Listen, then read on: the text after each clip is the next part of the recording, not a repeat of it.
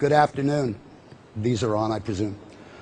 I'd like to talk to you today, and do I have control of these slides, or is I do? Okay. Let's get through these really quick, because this is just because you have to get CMEs, and I have to tell you that I am on the Speakers Bureau for GSK, GlaxoSmithKline, and also a nutritional consultant for an HIV nutritional company named Biosource Therapeutics, which has nothing to do with what I'm talking about today. What I'd like to talk to you about is something that I find thoroughly fascinating. It is glutathione. It is one of the 4 endogenous antioxidants, and it is one that I must admit, despite 80,000 published articles in the English literature, through medical school, internship, residency, fellowship, and a fairly long time in academic medicine, I knew nothing about. It is a very interesting molecule because it exists in an accelerated or increased energy state. The energy state is, or increased energy state, is caused by the fact that it's got a free sulfhydryl group, and therefore can easily donate the hydrogen to a electron and therefore quench a free radical. Now, let me tell you, because I think it's important, and it is a little bit of a divergence, but I learned about glutathione because of something that you probably all have seen in your practice, and that is a low uric acid. Now, when I was in medical school and when I was a professor of oncology, the only thing I knew about uric acid is when you had a kid that you were going to treat for leukemia, you put him on allopurinol to keep the uric acid down. I knew nothing about uric acid being low, except it kept appearing, and it appeared in about 20% of my patients, and that just didn't make sense. So I finally went into PubMed, and after stumbling around for a long time, I found out that uric acid is the last antioxidant your body uses when it's run out of everything else. When it's run out of gas, okay, it uses uric acid. Interesting. So if that's the last, the question then, what was the first? And that is where I got into glutathione. I've been coming to some of these meetings for a while, and glutathione is very important for a number of things, not all of which I'm going to go into today. But in point of fact, it has a great deal to do with not only well-being, okay, but aging well, or if you will, retarding the aging process. So I think it's very applicable. I'd like to, at the risk of repeating things that you already know, go over some of the things that glutathione is important about. Alone in the antioxidant world, okay, every other antioxidant, when it becomes oxidized, becomes itself a free radical. Glutathione doesn't. It actually recycles other antioxidants. In fact, the body considers it so important that up to 6% of the entire ATP expenditure or energy expenditure of the body may be used to synthesize and optimize glutathione levels. That's pretty impressive, 6% of the entire energy output of the body.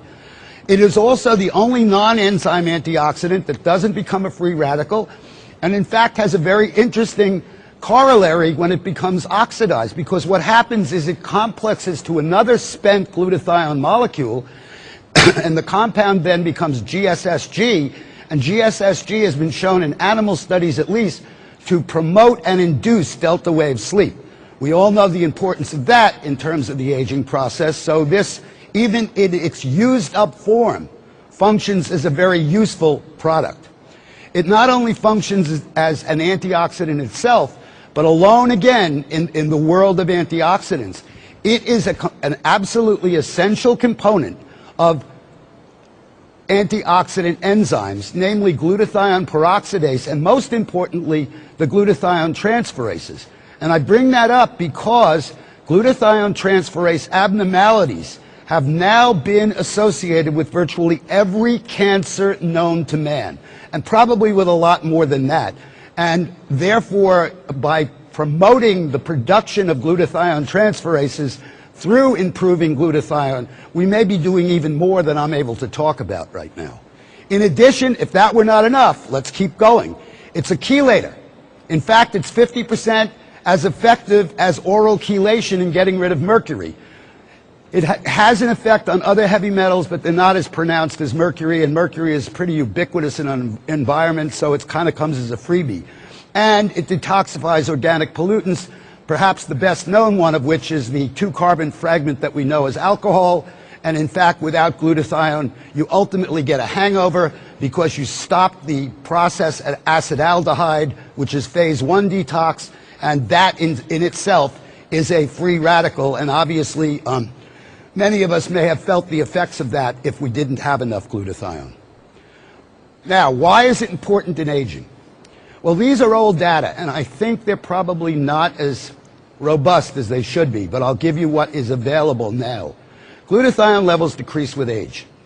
The data would suggest it's 1% a year beginning in the 20s. I think that's too little, too late, but that's only my opinion right now. I haven't proved it. There are some very interesting things, though. Age-matched normals, okay, reveal that anybody at, say, 45 who's had his first heart attack or has asthma or whatever other disease you want to use has a lower glutathione level than somebody of that age who's well.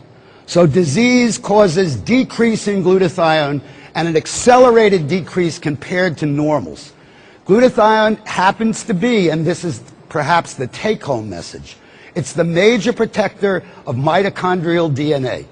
Mitochondrial DNA is that DNA within the cells that's responsible, if you will, for the electron transport chain that produces every bit of energy in your body. And we know from pathologic data that if you take a biopsy from a 90-year-old and compare it to a biopsy in a 5-year-old, the mitochondrial DNA in the 90-year-old is only 5% normal compared to the 5-year-old. So obviously we destroy our mitochondrial DNA, we destroy our energy, and we age.